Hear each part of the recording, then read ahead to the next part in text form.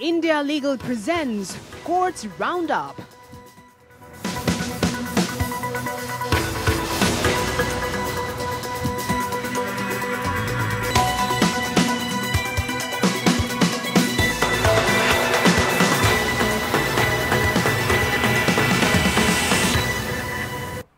नमस्कार, courts roundup में स्वागत है आपका और मैं हूं आपके साथ नेहा दुबे। इस बुलेटिन में अगले आधे घंटे आपको कोर्ट से जुड़े तमाम छोटी बड़ी खबरों से करवाएंगे रूबरू। कोर्ट की कार्रवाई सुप्रीम कोर्ट से लेकर हाई कोर्ट्स और लोअर कोर्ट्स तक के फैसलों को रखेंगे आपके सामने।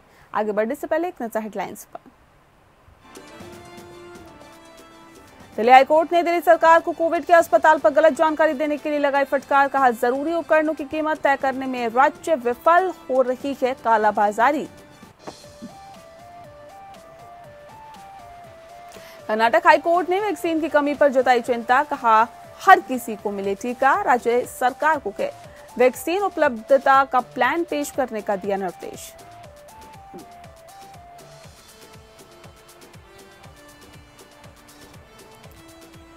इलाहाबाद हाईकोर्ट ने कहा, एंटीजन टेस्ट के बाद संदिग्ध हुई मौत तो शव प्रोटोकॉल का करना होगा पालन।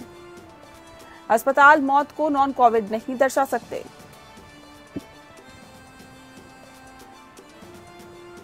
भीमा कोरेगांव केस में गौतम नवलखा को सुप्रीम कोर्ट से नहीं मिली जमानत। नवलखा ने बॉम्बे हाई कोर्ट के आदेश के खिलाफ सुप्रीम कोर्ट में दायर की थी याचिका।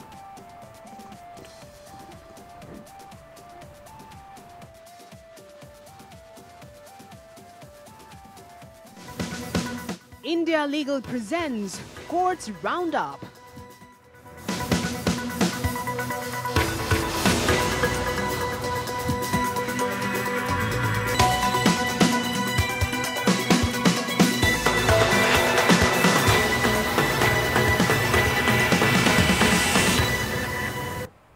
दिल्ली हाईकोर्ट में कोविड के हालात पर सुनवाई हुई है। इस दौरान मरीजों के इलाज पर गलत जानकारी देने पर दिल्ली सरकार के वकील को अदालत में माफी भी मांगनी पड़ी। दरअसल दिल्ली सरकार ने 2 दिन पहले दावा किया था कि द्वारका इलाके में इंदिरा गांधी सुपर स्पेशलिटी अस्पताल कोविड मरीजों के लिए शुरू हो जाएगा, लेकिन अभी तक ऐसा नहीं हो पाया है। अब मंगलवार को अदालत ने दिल्ली सरकार को फटकार भी लगाई है और कहा है कि आपने अदालत को गलत जानकारी क्यों दी, जिसके बाद ही हाईकोर्ट में दिल्ली सरकार के वकील राहुल मेहरा ने माफी मांगी है। साथ ही कहा कि भविष्य में ऐसा दोबारा नहीं होगा। हालांकि हाईकोर्ट ने दिल्ली सरकार से इसका जवाब मांगा है और साथ ही इस मसले पर हलफनामा भी दायर करने का निर्देश दिया है। कोर्ट ने सख्ती के साथ ही कहा है कि अधिकारियों को कहिए कि वो कोर्ट में गलत जानकारी न दें।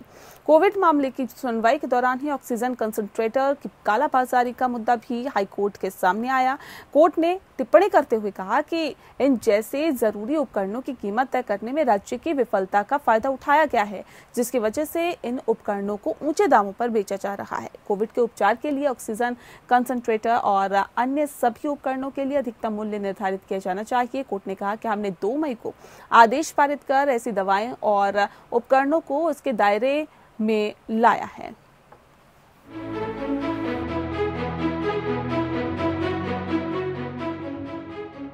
दिल्ली में कोविड-19 प्रबंधन संबंधित मुद्दों पर सुनवाई कर रही दिल्ली हाईकोर्ट की जस्टिस विपिन सांघी और जस्टिस रेखा पल्ली की खंडपीठ ने नई दिल्ली के द्वारका में इंदिरा गांधी अस्पताल में कोविड-19 सुविधा से सज्जित 250 बेड के प्रबंध को लेकर गलत जानकारी देने के लिए आम आदमी पार्टी के नेतृत्व वाली दिल्ली सरकार की खिंचाई की। दिल्ली सरकार ने शनिवार को इस मामले की सुनवाई में दिल्ली हाईकोर्ट को सूचित किया था कि इंदिरा गांधी अस्पताल में द्वारका में 250 बेड का कोविड-19 अस्पताल बनाया गया है। हालांकि गुरुवार को इस पर वाईपी सिंह ने सवाल उठाते हुए कहा कि अभी अस्पताल में कोविड-19 की सुविधा नहीं पहुंची है। दिल्ली हाईकोर्ट में कोविड मामले पर दिल्ली सरकार के वकील राहुल मेहरा ने कोर्ट को इंदिरा गांधी अस्पताल में बेड की क्षमता, संशोधित बेड की क्षमता, पीडब्ल्यूडी द्वारा किए गए कार्यों पर रिपोर्ट कोर्ट में पेश की। मेहरा ने कोर्ट को बताया कि भवन का निर्माण पूरा नहीं हुआ है, फिर भी हमने हल्के लक्षणों वाले रोगियों के लिए सुविधाओं को बढ़ाने का फैसला किया है। मेहरा ने आगे कोर्ट को बताया कि आज हम बेड के संबंध में बहुत बेहतर स्थिति में हैं। बुधवार सुबह तक सभी अस्पतालों में खाली पड़े कोविड बेड की संख्या 4493 है, जिसमें ऑक्सीजन के साथ और आईसीयू बेड भी हैं। इसमें सामान्य बेड भी शामिल हैं। दिल्ली सरकार ने केंद्र सरकार पर आरोप लगाते हुए कहा कि केंद्र सरकार हमारा सहयोग नहीं कर रही है, इसलिए प्रोजेक्ट समय से पूरा नहीं हो सका। कोर्ट ने दिल्ली सरकार से कहा कि हम मामले में केंद्र को भी निर्देश जारी करेंगे। दिल्ली सरकार ने कोर्ट से कहा कि कृपया केंद्र से भी पूछा जाए कि केंद्र के पास मौजूदा समय में कितने ऑक्सीजन बेड, कितने आईसीयू बेड और कितने डॉक्टर हैं। कोर्ट ने दिल्ली सरकार से हलफनामा दाखिल करने का आदेश दिया है, जिसमें इंदिरा गांधी हॉस्पिटल में निर्माण और सुविधाओं की उपलब्धता कब तक दी जाएगी, इसकी जानकारी देनी होगी। हाईकोर्ट ने कहा कि राज्य को कड़वे अनुभव से सीखना चाहिए। दिल्ली के नागरिकों को इस महामारी में कैसे मुसीबत झेलनी पड़ी है। कोर्ट ने कहा कि तीसरी लहर की चेतावनी को देखते हुए राज्य में चल रही परियोजनाओं को पूरा करने के लिए अपने संसाधनों का उपयोग करना चाहिए। जल्द से जल्द ऐसा करना होगा। दिल्ली सरकार इस पर हमें 10 दिनों के भीतर विस्तृत हलफनामा दाखिल करे। कोर्ट ने कोविड काल में अनाथ बच्चों की देखभाल पर भी सुनवाई की और जानकारी मांगी। Bureau report. दिल्ली हाईकोर्ट के सामने एक वकील ने अस्पताल के बेड की ज्यादा कीमत लेने का मुद्दा उठाया। वकील ने कोर्ट को बताया कि दिल्ली में मरीजों से बेड के लिए ज्यादा कीमत वसूली जा रही है। ये मामला दिल्ली का ही नहीं बल्कि पूरे देश में ऐसी शिकायतें यहां पर मिल रही है। कोर्ट ने कहा कि एक आम सहमति से अस्पताल के बेड्स की कीमत की कुछ सीमा तय की जा सकती है। इसमें पारदर्शिता भी होनी चाहिए। इसके अलावा कोर्ट ने पूछा कि कोरोना मरीजों के इलाज के लिए निजी अस्पताल अधिकतम कितना फीस चार्ज कर सकते हैं। जब प्राइवेट अस्पताल रोजाना इतनी ज्यादा फीस वसूल रहे हैं तो सरकार ने अब तक इस पर रोक क्यों नहीं लगाई है। इस पर दिल्ली सरकार की तरफ से कहा गया कि फिलहाल हमारे पास इस तरह की कोई शिकायत नहीं आई है। अगर आती है तो हम उसको जरूर देखेंगे। इस पर कोर्ट ने कहा कि अगर शिकायत नहीं आई तो इसका मतलब ये नहीं कि सरकार इसको मॉनिटर नहीं करेगी। दिल्ली सरकार की तरफ से कहा गया कि हेल्थ सेक्रेटरी के जरिए हॉस्पिटल से इस मुद्दे पर मीटिंग की जा सकती है। कोर्ट ने दिल्ली सरकार के स्वास्थ्य सचिव को इस मामले में स्टेटस रिपोर्ट दाखिल करने को कहा। इसके अलावा कोर्ट ने स्वास्थ्य सचिव को आदेश दिया कि वो निजी अस्पतालों के एसोसिएशन के साथ बैठकर कोरोना इलाज की फीस तय करे, जिससे के साथ ही आम आदमी की दिक्कत का सामना उसको ना करना पड़े। दिल्ली हाईकोर्ट में न्यायिक अधिकारी, कोर्ट स्टाफ और उनके परिवार के सदस्यों के इलाज के लिए पहले से ही चल रहे इलाज के खर्च की प्रतिपूर्ति प्रदान करने के लिए कैशलेस इलाज की मांग को लेकर याचिका दायर की गई है। दायर याचिका में अधिवक्ता तनवीर अहमद मीर द्वारा तत्काल आवेदन दिया गया है। इसमें हाईकोर्ट द्वारा बुधवार को नोटिस जारी किया गया था। इसमें कोरोना वायरस के चलते अपनी जान गंवाने वाले न्यायिक अधिकारी, कोर्ट स्टाफ और उनके परिवार के सदस्यों के लिए 1,50 लाख की अनुग्रह राशि का भुगतान करने की मांग की गई थी। वर्तमान आवेदन में कहते हुए दायर किया गया कि न्यायिक और अदालत कर्मचारी समुदाय में कोविड-19 के बड़े पैमाने सामने आए हैं और ऐसे में याचिका हाल ही में कोविड-19 से अपनी जान गंवाने वाले नेशनल ग्रीन ट्रिब्यूनल के रजिस्ट्रार जनरल आशु गर्ग के शोकपूर्ण निधन का उल्लेख करती है। याचिका में कहा गया कि फिलहाल 1039 न्यायिक अधिकारियों, अदालत के कर्मचारियों और उनके संबंधित परिवार के सदस्य कोविड-19 के संक्रमित हैं और ऐसे में इनमें से एक बड़ी संख्या अस्पताल में भर्ती है और ये लोग अपना और अपने परिवार के सदस्यों का इलाज कराने के लिए अपनी क्षमता से अधिक धनराशि का भुगतान कर रहे हैं। ये बताते हुए कि न्यायिक अधिकारियों को 7.5 से 10 लाख रुपए के खर्च के लिए मजबूर किया गया। इसके साथ ही नकदी और अन्य संसाधनों को छोड़कर उनकी अपनी सारी बचत खत्म हो गई। याचिका में कहा गया कि सबसे दुर्भाग्यपूर्ण रूप से नैतिकता और एक बुनियाद मानवीय भावना का उल्लंघन करते हुए आधिकारिक उत्तरदाताओं ने सभी न्यायिक अधिकारियों जैसे अधीनस्थ न्यायालय के कर्मचारी और दिल्ली उच्च न्यायालय के न्यायालय कर्मचारी और रजिस्ट्री अधिकारी के भी चिकित्सा उपचार का कैशलेस लेन देन करके स्थिति को कम से कम करने की मांग करने के लिए कोई ठोस कदम नहीं उठाया गया।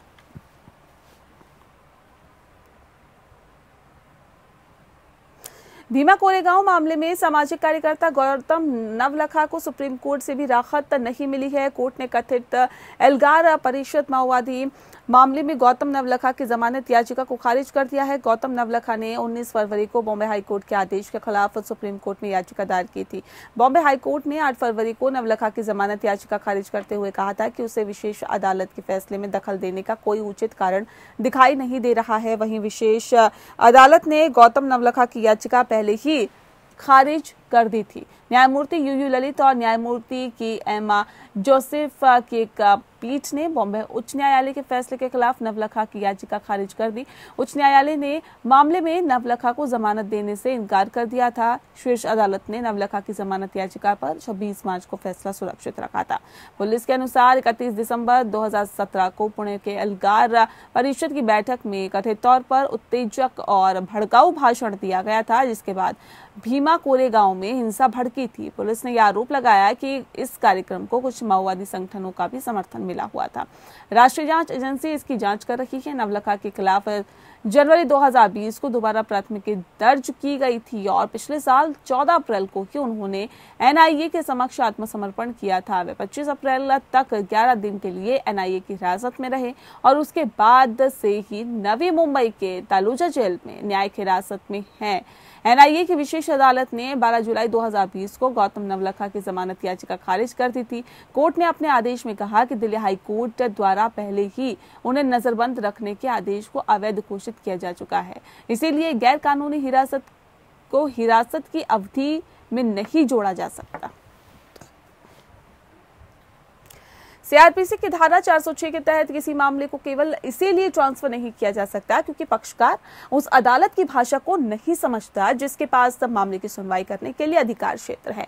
अदालत ने ये कहते हुए राजकुमार साबू द्वारा दायर स्थानांतरण याचिका को खारिज कर दिया, जिसने सेलम की कोर्ट में लंबित एक आपराधिक मामले को इसलिए दिल्ली की एक अदालत में स्थानांतरित करने की मांग की थी कि वह तमिल भाषा नहीं समझ पा रहा है। न्यायमूर्ति अनिरुद्ध बोस ने कहा कि श्री जयेंद्र सरस्वती स्वामीगल के मामले में भाषा विचार किया और ऐसे में एक कारक थी। आपको बता दें कि जब न्यायालय को उस मामले का चयन करना था जिसमें मामले को स्थानांतरित किया जाना था, अदालत ने कहा कि लेकिन भाषा मानदंड नहीं थी जिसके आधार पर मामले को स्थानांतरित करने का निर्देश दिया गया था।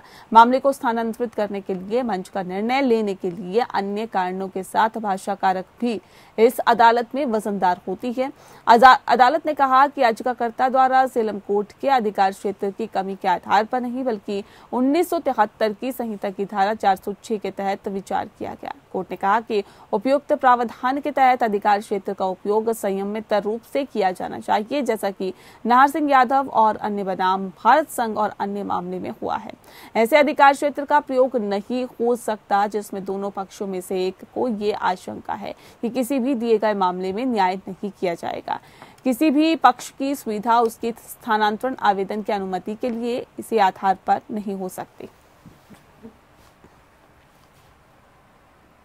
इलाहाबाद हाईकोर्ट ने कहा है कि अगर एंटीजन टेस्ट के बाद किसी व्यक्ति को कोविड संक्रमण का संदिग्ध माना जाता है तो अस्पताल उसकी मौत को गैर कोविड नहीं दर्शाया सकता है और ऐसे में शव को कोविड प्रोटोकॉल के तहत ही दाह संस्कार किया जाए, क्योंकि अगर ऐसा नहीं होगा तो शव से संक्रमण फैलने का डर रहेगा। साथ में ही कोर्ट ने कहा है कि एफिडेविट में दिए गए आंकड़े खुलासा करते हैं कि टेस्ट की संख्या में कमी आई है।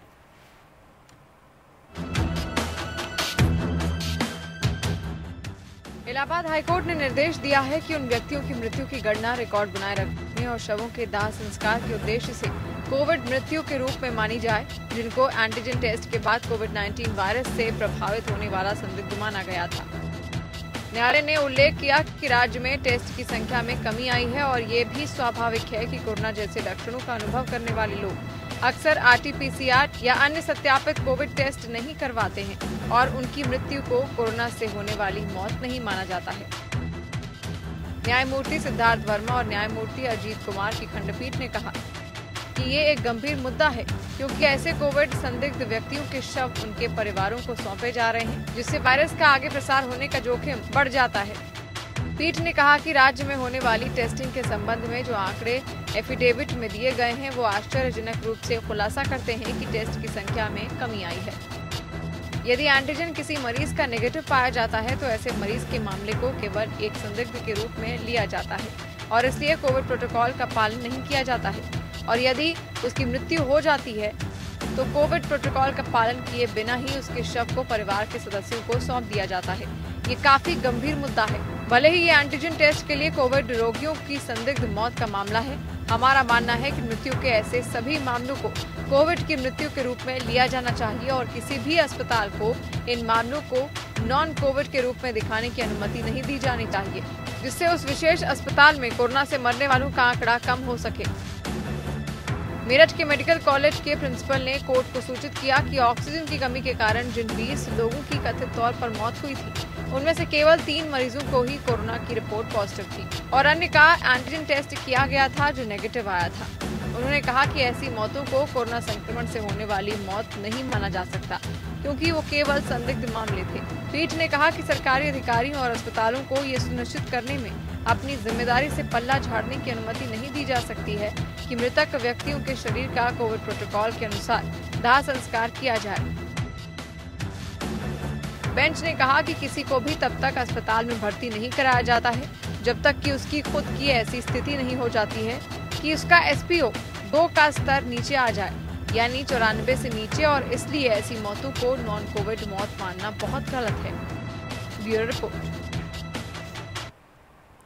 मध्य प्रदेश के गांव में कोरोना वायरस के बढ़ते संक्रमण को देखते हुए इलाहाबाद हाईकोर्ट ने एक सख्त टिप्पणी की है। हाईकोर्ट ने एक याचिका की सुनवाई के दौरान कोर्ट कहा है कि सरकार और चुनाव आयोग विधानसभा और पंचायत चुनाव के विनाशकारी परिणामों को समझने में नाकाम रहे हैं। कोर्ट ने कहा है कि निर्वाचन आयोग देश में इलेक्शन कराने के परिणामों को नहीं समझ पाया है और उसने चुनाव कराने की अनुमति दे दी है।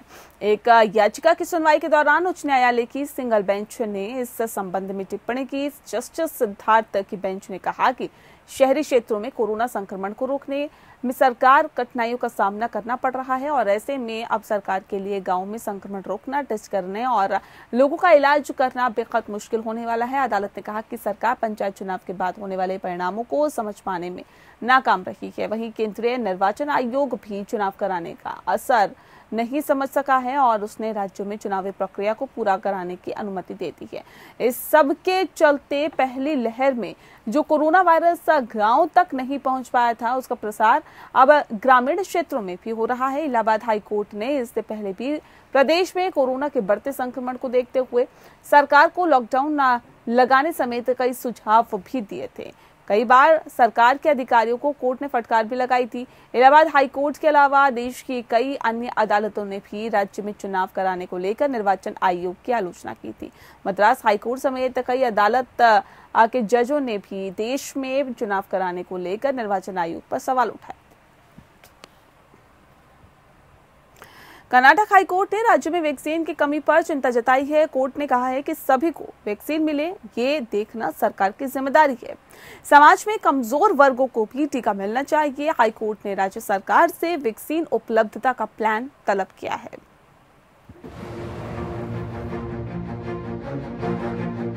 कर्नाटक हाईकोर्ट ने राज्य सरकार को निर्देश दिया कि वह राज्य में हर नागरिक को कोरोना वैक्सीन कैसे प्रदान करेगा, इसके लिए गुरुवार तक एक रोड मैप को रिकॉर्ड पर रखे। मुख्य न्यायाधीश अभय ओका और न्यायमूर्ति अरविंद कुमार की खंडपीठ ने कहा कि हम राज्य सरकार को निर्देश देते हैं कि वे रोड मैप को रिकॉर्ड में दिखाएं और बताएं कि वे लाभार्थियों को कैसे वैक्सीन प्रदान करने जा रहा है, खासतौर पर उन लोगों को जिन्होंने पहली खुराक ली है और अब वो दूसरी खुराक का इंतजार कर रहे हैं। राज्य सरकार कैसे उन लोगों को दूसरी खुराक प्रदान करने जा रही है जिन्होंने पहली खुराक ली है। राज्य सरकार 45 वर्ष से अधिक आयु वालों को टीके लगाने का लक्ष्य कैसे प्राप्त करने जा रही है, ये कैसे समाज के कमजोर वर्गों तक वैक्सीन पहुंचा रही है, उन्हें टीका लगाया गया। राज्य सरकार को गुरुवार को एक रोड मैप के साथ कोर्ट में आना चाहिए। राज्य सरकार ने अपने हलफनामे में कहा कि 45 वर्ष से अधिक आयु के कुल 7 करोड़ पात्र लाभार्थियों में से 72,25,064 लाभार्थियों को पहली खुराक और 11,71,008 लाभार्थियों को दूसरी खुराक दी गई है। 16,02,079 लाभार्थियों ने कोविशील्ड की पहली खुराक प्राप्त करने के 8 सप्ताह पूरा किए। अभी तक उन्हें दूसरी खुराक नहीं मिली है, जिसके परिणाम स्वरूप वे अपूर्ण रूप से संरक्षित रहते हैं। दिशा निर्देशों के अनुसार कोविशील्ड और वैक्सीन की 2 खुराक के बीच का समय अंतराल 4-6 सप्ताह से 4-8 सप्ताह तक बढ़ा दिया गया है। कोवैक्सीन की दूसरी खुराक पहले के 4 से 6 सप्ताह बाद ली जा सकती है। आंकड़ों के हवाले से अदालत ने कहा कि ये स्पष्ट है कि अगर मौजूदा स्थिति जारी रहती है तो वैक्सीनेशन की पहली खुराक फ्रंटलाइन वर्कर्स और स्वास्थ्य कर्मियों और 45 वर्ष या उससे अधिक आयु वर्ग के लोगों को नहीं दी जा सकती है। जैसा कि पहले लेने वालों की मांग है, तो इससे निकट भविष्य में खुराक को पूरा नहीं किया जा सकता। इस प्रकार ये निष्कर्ष निकाला जा सकता है कि यदि मौजूदा स्थिति जारी रहती है तो राज्य में वैक्सीनेशन अभियान पूरी तरह से अप्रभावी हो जाएगा। 13 मई तक के लिए समय बढ़ाते हुए केंद्र सरकार ने 6 मई को अपने आदेश में उसके द्वारा जारी किए गए निर्देशों का पालन करने के लिए कहा कि यदि पर्याप्त संख्या में टीकों की खरीद के लिए कदम नहीं उठाए गए तो टीके की बहुत ही वस्तु प्रभावित होगी और इसका कोविड-19 के प्रसार पर व्यापक प्रभाव पड़ेगा। Bureau report. और इसी के साथ फिलहाल इस बुलेटिन में इतना ही। नमस्कार। India Legal presents Courts Roundup.